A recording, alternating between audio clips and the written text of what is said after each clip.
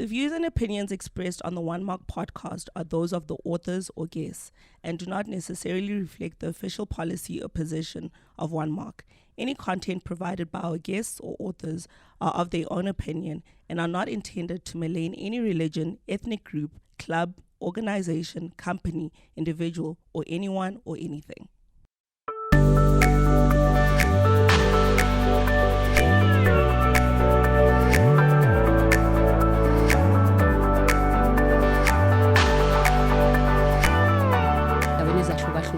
Ukwazi ukuthi bathole usizo babonane no social worker sisendaweni engathi iyamakhaya kuba kunzima endaweni yasemakhaya noma endaweni enjengalesihlala kuyona ukuthi umuntu agibela benemali ukuthi ahambe ayothola ama social worker emadolobheni. Ngaleyo ndlela ke kuyasiza kakhulu lelo umphakathi ukuthi laba basuke befika befuna usiza baqhamuka endaweni engomakhelwane bakwazi ukuthola usizo.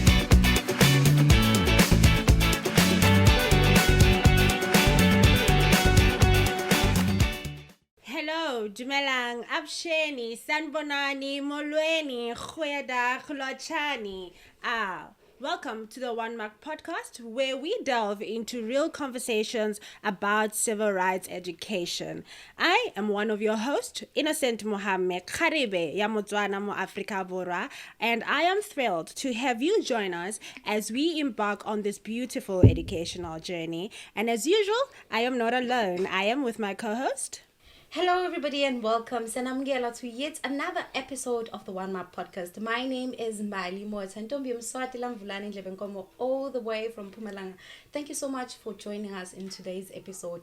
We want this podcast to be a safe space for everyone to engage into conversation about civic education and civil rights. We want to start conversations in your homes, in your cars, or wherever you are. So, Mbali, today, as we close off the Civil Rights Education series, we have decided to switch gears a little bit. So, today we are recording in the inner west of KZN in a crisis center. Because of the safety of the survivors, we will not be disclosing the exact location of where we are, and also we will not be showing the guests for safety reasons. As you may know, South Africa has a rich history of activism and resilience. However, despite the significant strides that have been made, there are still challenges that persist about equality and empowerment. Yeah. So those are some of the issues that we'll be looking at today. We also want to be talking about gender-based violence. We want to talk about the root causes of gender-based violence. Yeah. Look at some of the things that the center is doing to address these issues around this community. So I am really looking forward to engage with today's guest. However different the setting will be. Yes, but it's quite different. Yeah, it's quite different today, and it's quite a heavy conversation to have, but a very important one indeed.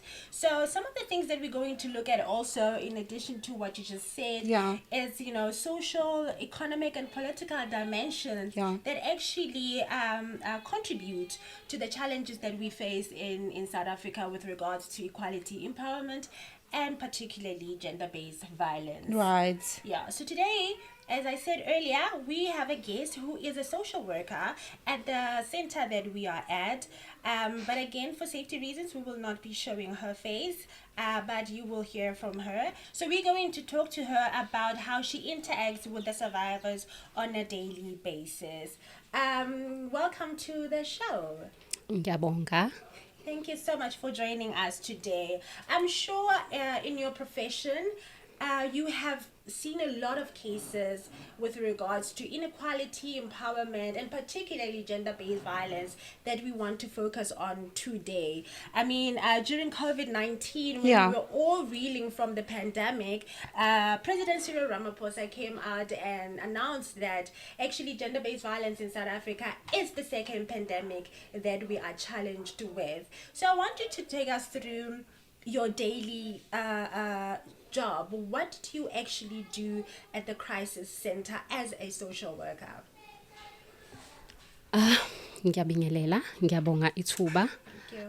Umsebenzi esiwenzayo e-crisis center noma ngama victim.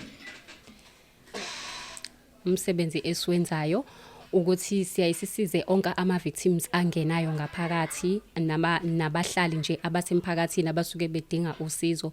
Siyazi ukuthi emphakathini esihlala kuyona kuba nezimo eziningi ezenzakala njengoba sazi ukuthi uma kubhekwa eSouth Africa ngokwesibalo i-gender based violence ichitheke kaningi kakhulu emphakathini. Ngaleyo ndlela kwenza ukuthi njengoba sisemphakathini sisebantwini siphakathi kwabantu ukwazi ukuthi sibanikeze usizo abasuke bedinga. Siyazi ukuthi ziningi izinto ezenzeka emakhaya. Ngaleyo ndlela sisuke sinikezela i-psychosocial support kubona, sibahambele emakhaya, siyenza ama home visits, sikwazi ukuthi uma ngabe ukuthi khona abadingayo nabanye khona lento kuthiwa i-word of mouth, bayatshelana basuke endaweni ezahlukahlukene ukwazi ukuthi bathole usizo, babonane no social worker sisendaweni engathi iyamakhaya. Kuba kunzima endaweni yasemakhaya noma endaweni njengalesihlala kuyona ukuthi umuntu agibela benemali ukuthi ahambe ayothola ama social worker emadolobheni. Ngaleyo ndlela ke kuyasiza kakhulu kulelo umphakathi ukuthi laba basuke befika befuna usizo baqhamuka endaweni engomakhelwane bakwazi ukuthola usizo. Right. Okay. The location la isikhona namhlanje khona indawo vele kuyindawo efana nendawo yasemakhaya ngendlela usho ngakhona. So ngicela ukwazi from wena ukuthi are there any root causes that you have seen around in this area ongasho ukuthi abhebhethekisa iGBV emphakathini wakho? Izinto esizibonile ngokwama cases afikayo okunye nje ukuthi abantu isikakhulukazi abesifazane esibathola bezisulu ngaleyo ndlela ovela kakhulu ukuthi ba financially dependent. That is why uthola ukuthi bagcina beyizisulu ze gender based violence. Nanokuthi futhi emakhaya nje basihlala kanje kwamanye ama families uthola ukuthi abazali abayizisusa ze gender based violence ngefavoritism abayenzayo ebantwaneni babo ukuthi khona ongcono kunomunye uyasebenza lo ungcono wena uhleli awusincedi ngalutho. Enye into futhi evelayo ama cases esiba nawo ama child behavioral problems avela kakhulu uthola ukuthi aqhamuke ezikoleni njengoba sisondelene nezikole nje. Uthola ukuthi ayafika ngaleyo ndlela uyabona ukuthi iningi into eyenzakalayo and mawubuthi uyalandela uyathola ukuthi izinto ezenzeka emphakathini ezingekho right ezigcina abantwana beyifunda bezenza bezenze ngisho esikoleni bazenze nakwabanye abantwana. Ngaleyo ndlela kuyaqhubeka kuyabhebhetheka. Kuphinde futhi uthola ukuthi ilento yokuba nepower kwama males ipatriarchy nayo futhi inomthelela kakhulu because abantu besifazane uthola ukuthi abanye abaphumela abanye abareport ke abasho ukuthi sinenkinga kanje umuntu akasho uthi noma enenkinga athi ngisize nje ukuthi ngibe right emotionally but angeke ngivule icala. Sometimes ubona ukuthi kufanele ngabe uyalivula icala kodwa akutshela ukuthi angifuni ukuvula icala. Uzophindela khona lapho kuleso simo leso izimo ke ezenzakala isikakhulu emphakathini ehlala kona ama cases anjalo owatholayo ukuthi ayenzeka. Kuphinde futhi uthola ukuthi ama cases esibanawo esiwatholayo domestic violence, intimate partner violence. Yes. Athi mangabe umphakathi noma abantu abasha isikakhulukazi ibona ababayizisulu abesifazane abasebancane. Uthola ukuthi kwesinye isikhathi uyafunda esikoleni kodwa useyisisulu salelo dlame lolu. Ngaleyo ndlela inhlobo ezahlukehlukene zama cases avelayo kuzoba incest nayo futhi siyayithola ukuthi ikhona emphakathini esihlala kuona okuyisimo esibanzima ngoba kwanathi siyasibona ukuthi mhlawumbe kusibeke engcupheni ubone ukuthi ngibeke engcupheni because uma ngiqhubeka ngilandelela la at least angenze indlela engizokwazi ukuthi ngibe safe ngayo. But izinto ezikhona emphakathini uthola ukuthi ziyaziwa futhi emafamilini kodwa akhulunywa ngazo azireportwa into yefamily ukuthi nje akuthuleke kanjalo ingaveli. Yeah, man, you've mentioned quite a lot of things. As you may know, like in areas or in settings such as this one where we are, patriarchy is deeply rooted in. So I just want to know, are there any specific strategies that you employ with the women that you engage with on a daily basis to say, okay, fine, we see there is patriarchy in this community, but then zikhona mhlawumbe indlela baqoshisa ngazo ngazi noma isizulu sami si right khona lapho and baqoshisa ngazo ukuthi mhlambe thatha lena ndlela le like you've mentioned ukuthi emanye ama cases umuntu wakhona uyathola ukuthi le case le lifuze ngabe umuntu wakhona uyareport in such cases to make sure that women have the voice ziziphi izindlela enisebenzisana ngazo. Angithi uma ngabe uhleli nomuntu ukhuluma naye ekutshela udaba lwakho ukuthi lumi kanje uyaye wenze i-risk assessment ubone ukuthi okay lo muntu lo usengozini kanje indlela ezomsiza ukuthi aphume la ukuthi akenze nje labo bantu labo uthola ukuthi siyamrefer ukuthi akwazi uyamnikeza ama options ukuthi ile ndlela le ongenza ngayo ungaya lapha uye lapha ungahamba epolice station ungamvulela icala lo muntu lo because uyakhlukumeza uyamkhumbuza nangama rights akhe njengomuntu njengoba sazi ukuthi isigayidwa iconstitution yala eSouth Africa ngaleyo ndlela uyamkhumbuza ukuze azi ukuthi okay mangabe ukuthi ubengasanakeli kodwa uyamkhumbuza ukuthi azi ukuthi as umuntu ophilayo la eSouth Africa kuyilungelo lakho ukuthi akabe safe ngekhathi zonke futhi akakhuleka angahlali ngokwesaba o angaphili ngokwesaba uyamnikeza ama options as-decidele yena because akufani nasemntwaneni uma ngabe umuntu emdala uyakwazi ukuthi ayidecidele abone umtshele futhi ukuthi ukuhlala esimweni esinje kungaba namiphi imphumela empilweni yakhe njengoba sazi ukuthi abantu besifazane bayabulawa kakhulu esikhathini esiphila kuso ngaleyo ndlela uma ngabe kunodlame olufana no gender based violence lo muntu kusuke kubalulekile sibatshele sibakhuthaze siphinde siyenze nama programs ke emphakathini ama community awarenesses siwenza ukwazi ukuthi sibatshele bebonke ukuthi noma umuntu cause abanye aba report njengoba benga report kuyenze ukuthola ukuthi umuntu obonayo wakamakhelwane obonayo efamily ukuthi lo muntu lo uyahlukumezeka kodwa uyamsaba lo muntu ngoba uyamthreatenisha ngaleyo ndlela kwenza ukuthi akwazi ukuthi osezwile ukuthi uyakwazi kanti ukureporta umuntu umrefer uhlale naye phansi ukhulume naye umbonise ukuthi akufanele ukuthi akathola usizo akahambe noma engasayanga ke epolice station but akaye ku social worker oseduzane noma akaye noma ngathi ukude akafuna ama contact details ukuze ezokwazi ukuthi athinteke noma because abanye abafuni nakuyake omunye uthola ukuthi kukude ukuthi agibele ahambe ayilapha akanayo kwamali leyo ukuthi ayelapho uhlezi la ngoba uthi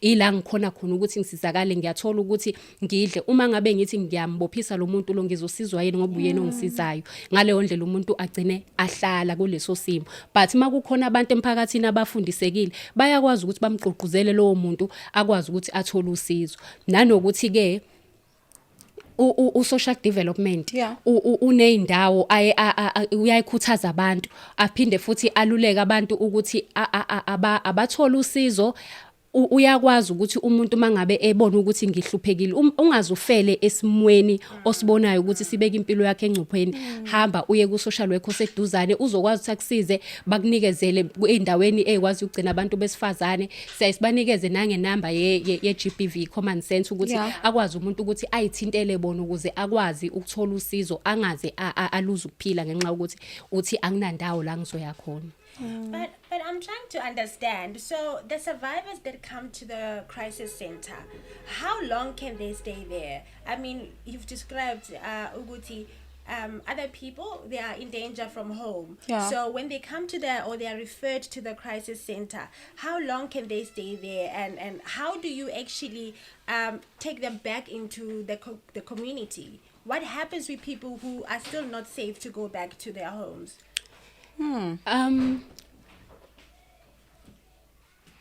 Abantu uma ngabe bereporter bekwazi ukuthi banikezelwe ukuthi bangayiswa lapha njengoba ngeke ngasho phambilini ukuthi baye bathintane no social development oseduzane noma nama social worker aseduzane ngesikhathi umuntu ebathinta bakwazi ukuthi bamhambise endaweni ezoba safety ejwayele ukubizwa ama safety houses lapho umuntu maye khona kuba nokuthi kwesikhathi kuba nesikhathi esithile uthola ukuthi mhlawumbe abanye bazothi 30 days isikhathi nje abanikezwa sona kodwa kwesinye isikhathi kube kulala ekutheni icase yalowo muntu ikanjani kuyenzeka kube less than lo 60 days kuyenzeka futhi kube isikhathi eside kakhulu esikhathi umunye kuthatha isikhathi singangonyaka ngenxa ukuthi akanama relatives azoya kuwona ukuze akwazi ukuthi abe safe. Kwesinye isikhathi akhona ama relatives but ngenxa yokuthi lo muntu wakhe uyamthreatenisha mhlawumbe ngokumbulala akakwazi ukuthi ayekubona ngoba upartner uyazi ukuthi ihlobo zakhe ngizoyithola eCape Town, ngizoyithola eKZN, ngizoyithola empangeni, ngaleyo ndlela lo muntu kugcina kumphoqa ukuthi akahlale. Uma kukwazi ukuthi akaze athola umsebenzi ahambe ayoyihlalela la angakwazi ukuhlala khona endaweni engezokwaziwa uperpetrate. Okay, all right. And you spoke about the awarenesses that you guys have in the community, you know, for GBV and all of that. But I'm trying to understand, are there any programs that are specifically focused on men and boys? I think Bali touched on it earlier with talking about patriarchy in the society. Are there such programs around?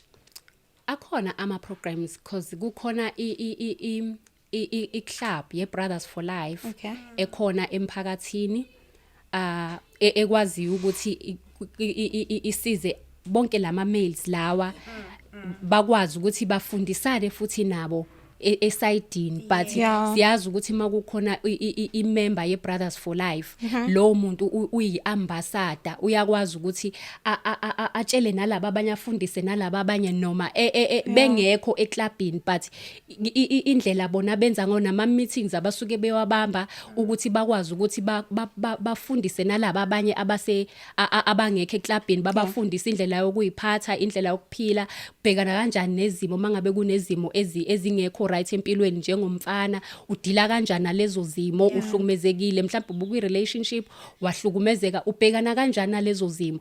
Ukuba khona kwalabo bantu iBrothers for Life kuyasiza ukuthi bakwazi ukuthi laba abanye babone ukuthi likhona ithemba kanti noma kuthiwa impilo ibikushayile kwenzeka izinto ezithile but ngenxa labo bantu bayakwazi ukuthi bafundise. Akhona ama programs ngokwahlukahlukana nasuke egqugquzela abantu besifazane ukuthi indlela yokuphila ukuthi bayiphathe kanjani, uqhuquzela nendlela ehealthy yokuphila ukuthi uphila kanjani umuntu, uyiphatha kanjani, ukwazi ukuthi bashintshe indlela kade bephila ngayo phambilini bashintshe endleleni engcono.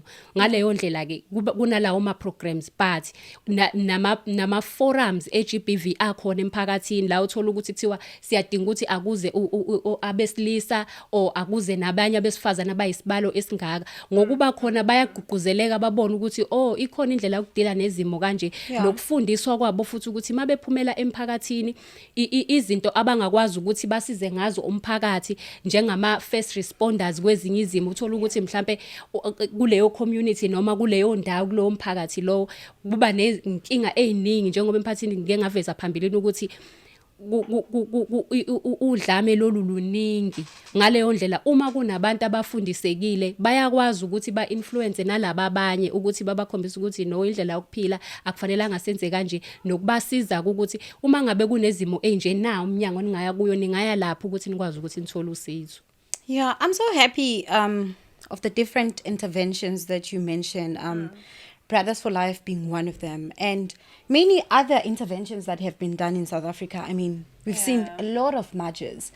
There's been a lot of petitions being written by civil society organizations. We've seen, I remember when Unene was killed, when there was a march, and we've seen all those of things. There were policies also that are being written daily. But my worry is, and you said, likhona ithemba. Lingabe likhona vele na ithemba, because zoningi izinto ezenzayo in trying to curb the spread or to fight against the spread of GBV, but each and every day the statistics are going up. Women are being killed. Where are we missing it? Ngiyacabanga ukuthi mhlambe into ebalulekile ukuthi ama policies noma ekhona because akhona mahle futhi uyabona ukuthi a right. But into isala la kwi implementation ila obona khona ukuthi kuyasala angazi noma kusala emphakathini noma awafinyeleli ngendlela ekahle emphakathini ukuthi abantu bazi, but okubalulekile because sinawo i Commission for Gender Equality ekifike phakathi emphakathini ikwazi ukuthi ihlanganise abantu ibafundise nangamalungelo abo iyayifike ibe khona futhi ibanikeze ukuthi iinformation ukuthi bangakwazi ukuthi ba report iyenza ukuthi kube lula ukuthi basizakale bonke abasuke behlukumezeka bakwazi ukuthi basizakale akhona ama organization alekelelayo asizayo but ngiyacabanga ukuthi nase kuyihlupheni komuntu ngike ngaveza ukuthi phambilini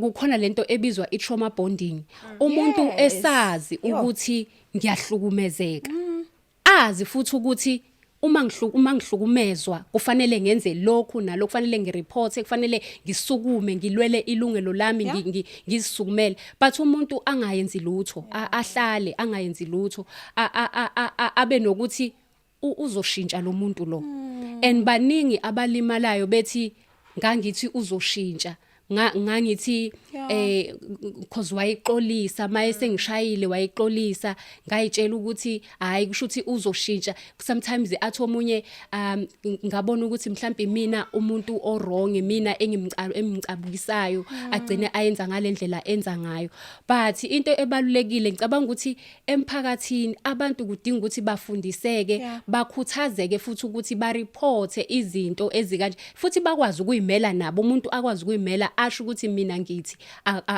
angidingi ukuthi kwenze kanje angidingi ukuabuswa angidingi umuntu ozongiphatha kanje umuntu noma cause most yabo bayabona ama red flags but abayenzi lutho umuntu uyayekela but kuba nezathu kumuntu ayiveza ukuthi ngiyekiswe ukuthi ngoba ngiyazi ukuthi nginabantwana uma ngabe ngithi ngiyamlwisa lo muntu lo ngizosizakala kanjani ngoba ngisebenzi ukhokhela abantwana ukuthi baye esikoleni uma ngabe sengixabana naye uzongakhokhi uzongayenzeli lutho abantwana bese ngiyenza njani ezinye zezinto eziyayizivele evezayo ukuthi abantu bangaphansi kwencindezi but kubalekile ukuthi kwanabo ababe nakho ukukhuthazeka because bayafundiswa angifuni ukungasho bayafundiswa emphakathini because ayenziwa ama programs labe bizwa bebonke ayenziwa ama programs ukuthi kunama focus group adila nawo gender based violence ukuthi abakhulumeni ababe nembono ukuthi bona bathini ngalento bacabanga kanjani bona ngalento ubone ukuthi bayazi futhi ukuthi iziphi izinto kumele bazazi ukuthi bavikeleke but okubalulekile ukuthi uqhubeka bafundiswe baze bafike la esimeni sokuthi bathi siyabona ukuthi ngempela lento le iqiniso ukuthi asisukumeni siyilwele silwela amalungelo ethu. Yeah, I mean, talking about reporting, we're going to go deeper into the role of men and boys in gender-based violence later on with our next guest. But I just wanted to ask, I mean, we've seen on social media lately that other men are coming out to speak out that they are also abused. I'm interested to find out, do you have experience of males coming to you reporting that they are also being abused? And how do you really deal with men? Is it different kuhlukile from how you deal with men and women? Akuhlukanga cause nabo banelungelo lokuthi abangahlukumezeki kuyilungelo labo nabo ukuthi ababe safe kuyilungelo labo nabo ukuthi abaphile ngendlela abafisa ukuphila ngayo uma ngabe efika owesilisa athi ngiyahlukumezwa ngihlukunyezwa umuntu engizwana naye noma upartner wami naye simphatha ngendlela efanayo njengalo wesifazane ngoba siyazi ukuthi uma ngabe sikhuluma ngo gender based violence akana gender ukuthi ufavor le gender laba abanye ba safe but wonke umuntu utholakala engaba ingxenye yesisulu noma eba isisulu se gender based violence ngale ndlela nabo sibanikeza ama services afanayo nawo abesifazane. Okay, what I would also like to know is ukuthi ukhona mhlambe ushintsho nilibonile through the programs that you have implemented in this area kubantu enikhuluma nabo. Yes, ushintsho uyalibona siyalibona ngoba abantu bafundisekile and bayazi manje ukuthi uma ngabe benenkinga iziphi izitep okufanele bazenze. Ama programs ayenziwa ngokwahlukahlukana uma ngabe ngithi ngokwahlukahlukana ayenziwa ukuthi kulandwe ama stakeholders ahlukahlukene azokwazi ukuthi abanikeze lawo ma services abawadingayo, azokwazi ukuthi abanikeze information ukuthi uma ubhekana nesimo esinje ungasizakala kanjani, ugwema ukuthi kungalokhu kuphindaphindeka ukuthi abantu bayahlukumezeka kodwa akunalushintsho. And uyaye uzwe uma ngabe ukhuluma nabo asho umuntu ukuthi ya nje siyabona ukuthi silokhu si attenda lama programs, siyafunda izinto eziningi and ziyasiza because siyakwazi ukusherela nabanye and namaphepha esininikeza wona ukuthi sikwazi ukuyifundela noma sisesemakhaya, siyakwazi ukuthi siwagcine siphinde sisherele nabanye ukubafundisa ukuthi umuntu noma engaba kulesi simo lesi but okubalulekile ukuthi akasukume because uma ngabe uhleli ungacabangeli impilo yakho akekho umuntu ozokusukumela. Siyayisibona ukuthi kukhona ushintsho olwenzakalayo ngoba banalo ulwazi, even noma uthi uyesikoleni ukhuluma nabantwana because siyenza ama program ngisho ezikoleni.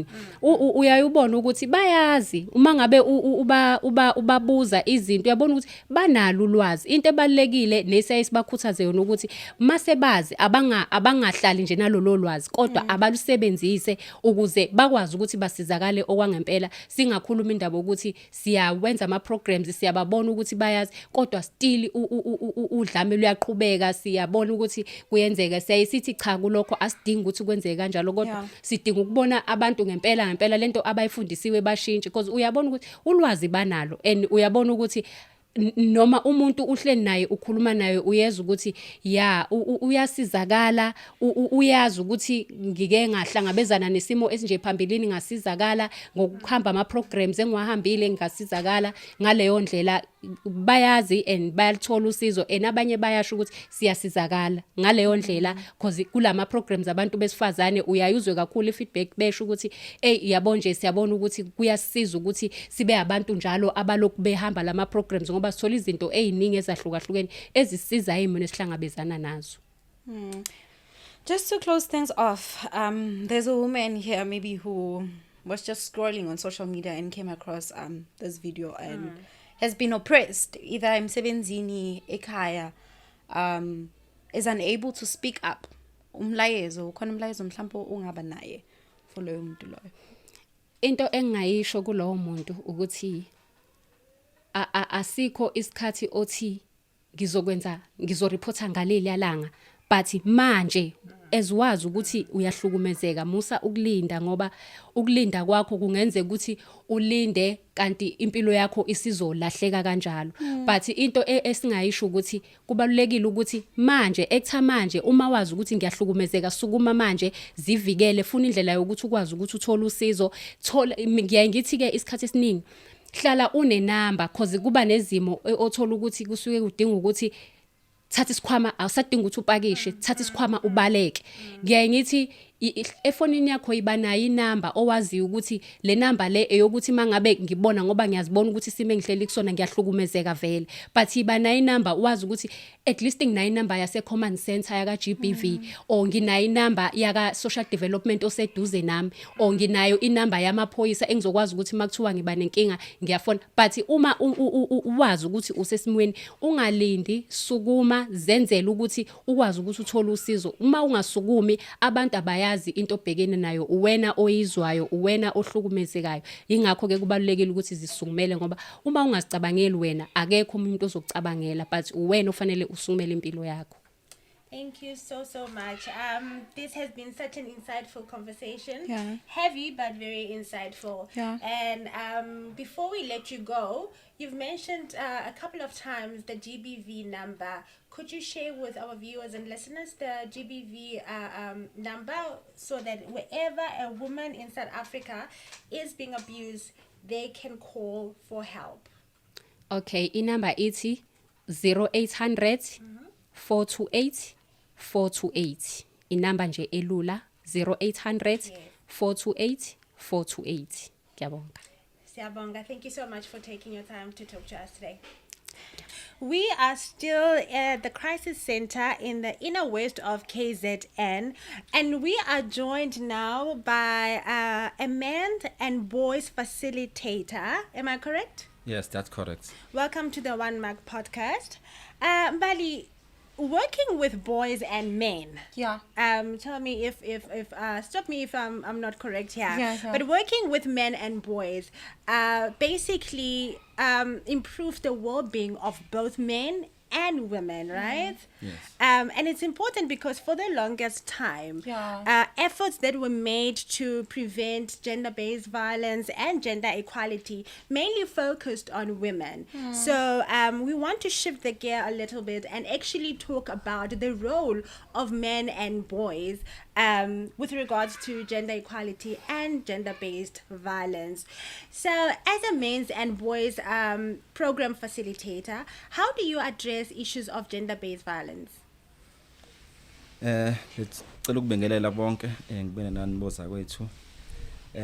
Since I'm a men and boys facilitator here at the center, my work was to work with young men from 10 years up until 65 years. Okay. So our programs were targeting those ages in men because the older age, like 65 years,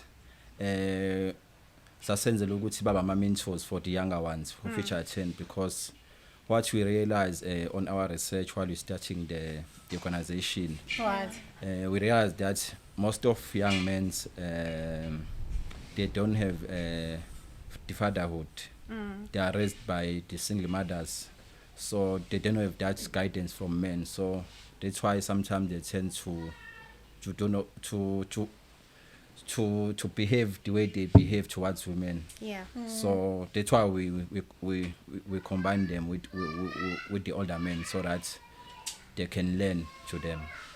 So what actually we do, we hold like monthly meetings with them, like a 2-hour session where we talk about the issues of violence, the economic issues, because what we realize again is that men, they tend to be violent because sometimes they don't work, so they take that anger to women.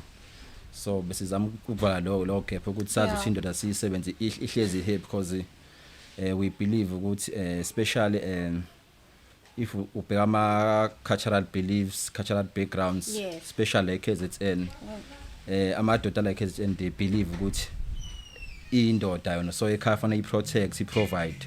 So senzala ukuthi because if indoda engasawazi ukuprovide iphelelwa ilento le, iphelelwa isithunzi nokuzethemba, igcina ekhaya sengekho mnandi.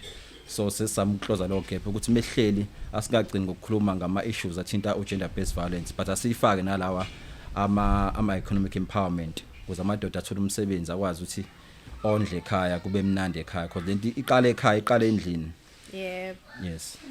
Firstly, Butwami, I would like to commend you for the wonderful work that you guys are doing. Yes. We haven't seen a lot of programs that are aqondiswe kubantu besilisa, kakhulukazi ama programs esikuwabona beyabhekisa kubantu besifazane, trying to give them a voice, trying to empower them about their rights and knowing how to stand for themselves. So why do you think it's important to have discussions with men about gender-based violence? Ngicabanga ukuthi kubaleka kakhulu ukuthi amadoda swa involved kule pandemic ya GBV, because amadoda most of the time iwona leader emakhaya. So ngesibe ne leader ezobe abuse ekhaya, because lento fa iqala ekhaya.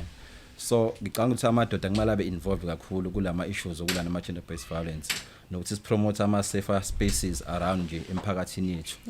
So kumele iqale ekhaya ukuthi indoda nje iqale ekhaya ukuthi inakekele isize ekhaya, ingalindele ukuthi ama duties wonke azwenziwa umuntu wesifazane ekhaya. I like that. If ekhaya nje izingane zikhona ukukhona ngane zaBafana nezintombazane, nomfana kumele azwashe phela izitsha ngoba naye ukhona le ekhaya. So ingakho siba bringa in ukuthi babe khona, especially the younger ones, ukuze bakhule nayo lento, because what we have seen ukuthi if uzobathola sebebadala sebenaba 20 something, it's very difficult ukuthi bayithathe the knowledge or education esiwe sibanika nto. Bathi ligotsha semanzi. Yes.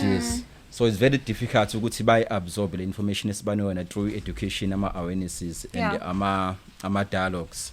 So that's why we try to engage the little ones so that bazokhula nayo lento baqale nje ekhaya ukuthi akwazi ukuprotect usisi wakhe. So that's why sisebenza iGBV. I'm so interested. Earlier on you mentioned that to use your exact words, you said kubalulekile ukuthi abantu besilisa nabo bafundiseke ngezinto zeGBV, right? And part of the things in bafundisa zona wenza umzekelo wathi nabo ikhona indima yabo ekitchen. Nabo kumele bageze izitsha. Ba receive kanjani such interventions or such messages ukuthi hayibo ngindoda phela mina ngiyinhloko ekhaya so manje uzongitshela ukuthi ngigeze izitsha. So how do they receive such messages? I won't lie, based on the experiences been since I just implement my program on different wards. Yeah. There are wards that are led by induna amakhosi. So lapho kunzima kakhulu ukuthi amadoda I receive that education ukuthi indoda manje sekumele washe izitshe ekhaya yenzeni because bona on their own they believe ukuthi indoda kumele yosebenza ibizo provider then umama enza umsebenzi wasekhaya. So it's very difficult ukuthi si bayamukela or bayithatha education esisuke sibanika yona. But bakhona abayithathayo abanye because njengoba sesiphila kwi democracy njengamanje so bakhona sibefundisekayo but kuhamba kancane yes. But the rest nje they are still remaining on their cultural beliefs. Oh, I see. When we talk about now participation, in your experience, do you see a lot of men coming in to join the programs? And what do you do to involve them, to recruit men to come and join the programs? Yes, men they are coming together now to support this pandemic of GBV. Because what we used to do in order to involve men to fight GBV, because men's where you can find them, you find them in sports. Yes. This is where you find them. You find them in ship-ins. Yeah. So as Brothers for Life, since we were leading that project, we were trying to go on sports field because we know men they love sports. Okay. So we try to combine our educational awarenesses with their sporting events, so that we can get them. Last week khona bebaningi ukuze sikwazi ukudlulisa message, and this is where lesikwazi khona ukuba recruiter nokuthi sikwazi ukuthi sibatshele ukuthi as a Brothers for Life siyaba nama meetings if kukhona indoda ibona ukuthi okay mhlambi yahlukumezeka ekhaya or in the community, so siyakwazi ukuthi siba encourage lapho ukuthi no sikhona si Brothers for Life, they can come and talk to us, and then thina ke soba refer because sisebenza nama stakeholders amaningi akhona asebenza emphakathini lakhe ama department ahulumeni aba nosonhlala kahle. Okay. So amadoda ke sike siwakhuthaze kakhulu ukuthi ayithathe ingxenye because lento nje bangishilo iqale ekhaya. If indoda izohlukumeza nje emphakathini ibukeke ihlongandlebe because into esike sinotice the younger ones ama road models abo kakhulu abantu abamagitsi abatshontsha imoto. So if umuntu osontayo ingane the younger ones babuya ngathi uyinyoni, you see. So manje we try to shift ilento le I perception for the younger ones ukuthi no umuntu osontayo yena umuntu alright, bangabukeli kulabantu abenza into ezwrong emphakathini like ama drug dealers thothi ingane ngifuna ukufana nobhuti uMandla because unemoto uyaspina imoto bayaphuza. So siyazama ukuthi siba encourage ukuthi no kahle lento ayiqala ekhaya, uqale before uzube ne role model nje iba ne role model ekhaya kini kwi family yakho, ungabe ne role model ngaphandle, qala ekhaya mhlawumbe role model yakho umalume or ubaba. So that's why siba group bonke from age of 10 kuya 65 ukuze kube into yomndeni yonke le. I see. And do you guys take your programs to schools? I mean, like you said, the ages that you start with is 10 years old. Do you guys take the programs to the schools, and are schools receptive of your programs? Yes, we do take our program to schools, but the challenge with schools that we have faced is that kube nokuphazamiseka ezikoleni if uzoya during Monday and during weekdays. Yeah. Okay. Because i-curriculum iyaphazamiseka ukufunda kwabo because awukwazi ukuthola isikhathi enough nabo abantwana. So skills prefer ukuthi sisebenze nabo during ama weekends Yeah. because we know ukuthi basuke bengayile esikoleni sokube khona because we've been trying ukuthi sibathole after school and lapho uma bathola after school sebekhathele balambile bajaha ukuhamba basa concentrate so besebenzisa kakhulu ama weekends ukuthi sibameme on our meetings. Okay. Yes, but izikole yes siyasebenza kakhulu nazo into esebenza kakhulu nazo ngezikole ama awarenesses especially on assembly in the morning. Yes. But ke lapho so addressa isikole sonke asikhona ukuthi si address only men's boys. Yeah. but we just address the whole of school. Ilapho ke suke sifika khona with all our stakeholders. Isuke so addressa asebenza ngo GBV even nama drugs because enye into isirize nasezikoleni ama drugs aphezulu kakhulu. Iwona futhi agcina enza abantwana ukuthi babe violent toward abanye because igcina sengena nento zobullying ezikoleni. Yeah. So siyazama ukuthi nje siba address through assembly. Okay. I want us to talk about gender roles. As a young woman, intombazane ekhaya kithi. Ngikhuleke mina bangitshela ukuthi ezinye izinto khona ezinye izinto bekufanele kade zenziwe yimina Innocent. Yeah. Izitsha bengazi nje ukuthi mele zimelani nami. How do you think gender roles contribute or perpetuate gender-based violence within our communities? Yes, I think gender roles it's one of the challenges, Yeah. especially when you look at we family setting, because lento iqala ekhaya ngizole I will keep on repeating that one. Yeah.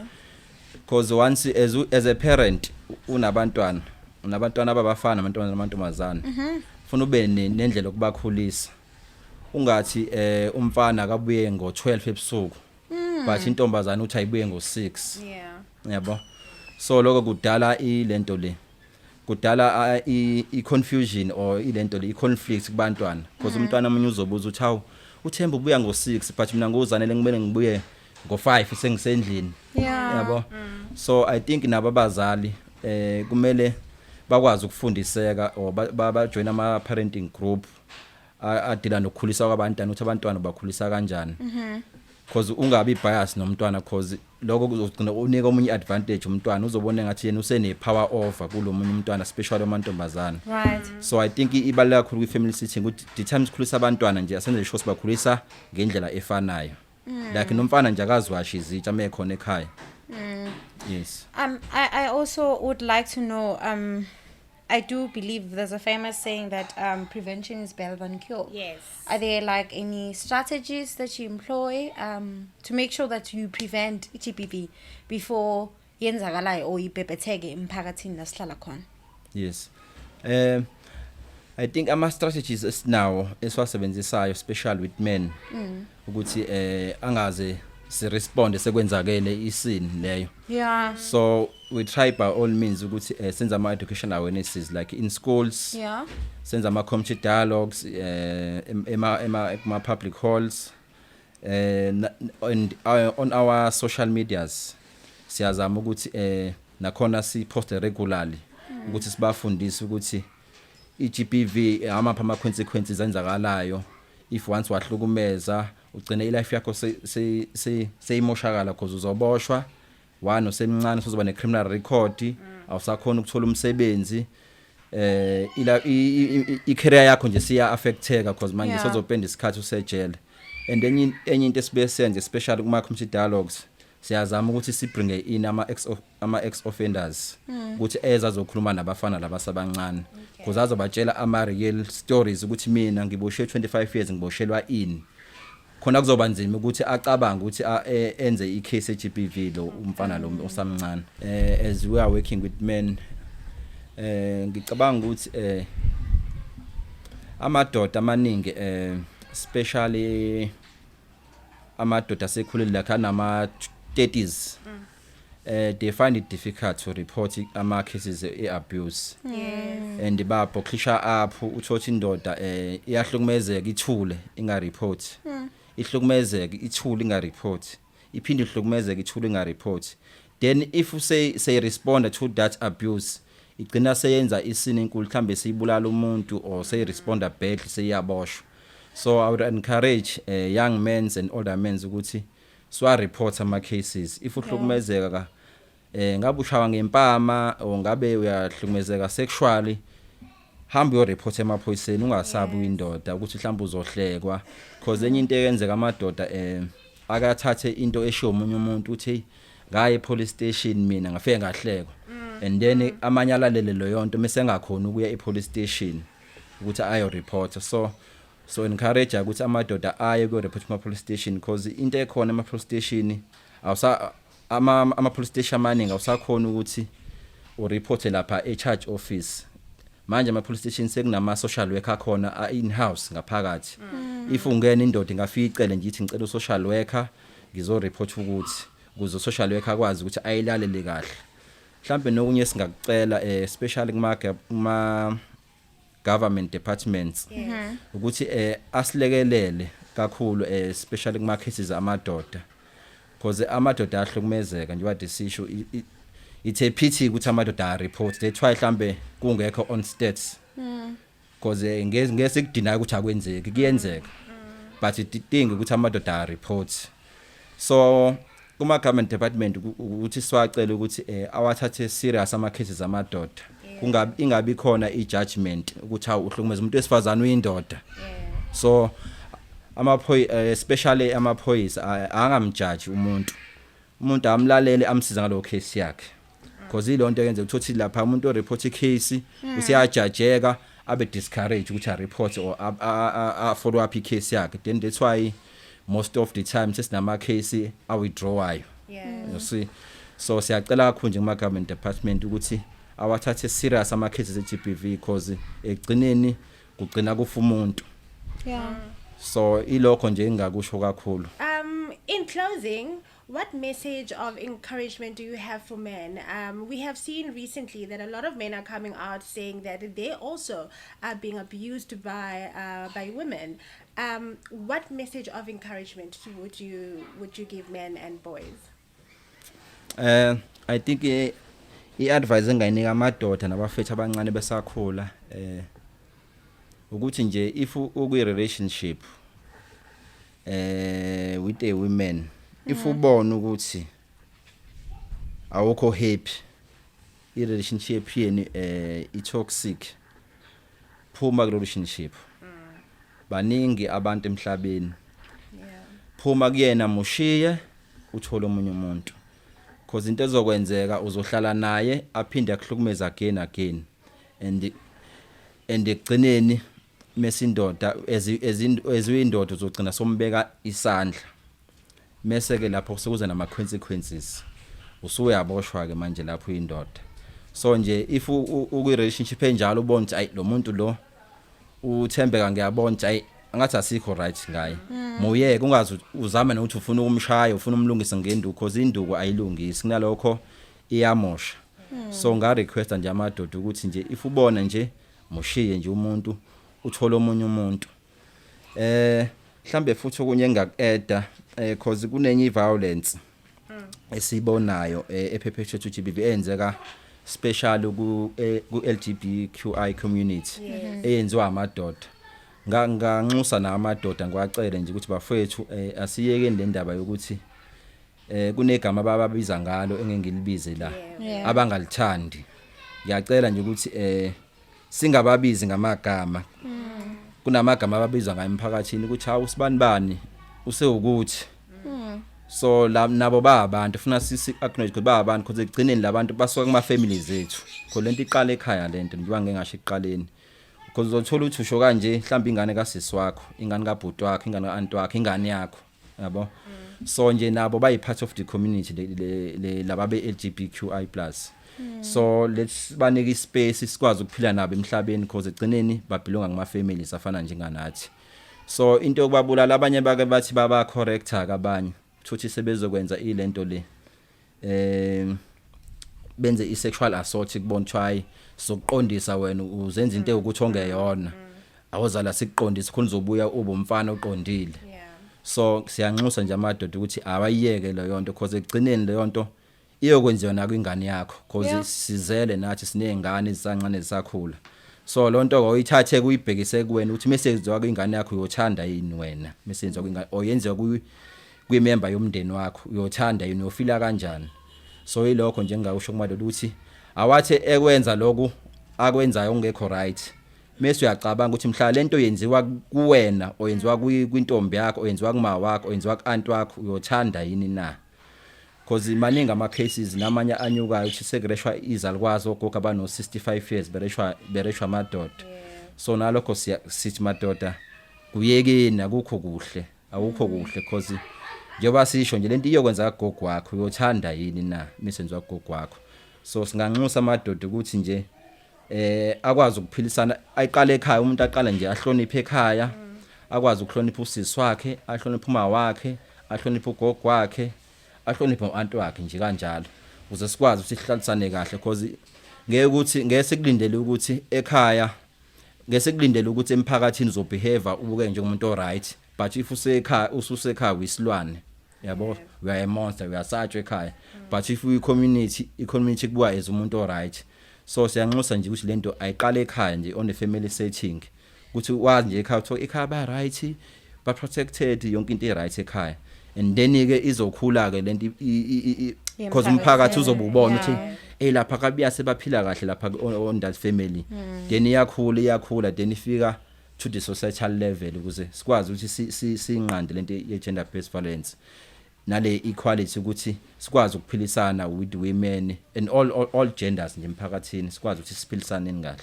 Can you also share with us what are some of the challenges that you face in terms of implementing your programs? Ngiyabonga kakhulu sis. I think ama challenges siba now since we implementing ama program are gender based violence since we know it's a very wide and touching topic, sensitive topic. I think ama challenges siba now is to sustain ama programs. Especially when it comes to our resources because we know ukuthi kuze sikwazi ukuthi senze ama awarenesses we need ama resources kuze sikwazi ukreach abantu to spread the education we need ama resources so I think that is biggest challenges esiba nayo ukuthi sikwazi ukusustain ama programs because what we usually happen is that we do programs then after 3 years or whatever that's agreement we have with that person who give us resources then the service is terminated with our survivors so we can't keep continuing so the survivors they keep on getting abused on a cycle so I think if we can able to sustain our programs through resources we can end the gender based violence. Thank you so much for joining us today. It's been so insightful and we hope that you continue the beautiful work that you do in the community. I think this one has completely touched me. And this is us wrapping up the first season of the Civil Rights Education series. Ladies and gentlemen, thank you so much for each and every one of you who liked, who subscribed, and who followed us from the very first episode to this very episode. This episode was rather a bit heavy for me because, yes, the numbers keep on rising up, but I know and I believe that these numbers are not just numbers, you know. There are people's lives that are being affected each and every day, and we all need to take a stand against gender-based violence. Yes, and like he said, it starts at home. It starts with you. And we hopefully see you in the second season. And until then, stay engaged, stay curious, and together we will continue to know the power of knowing our rights. Goodbye.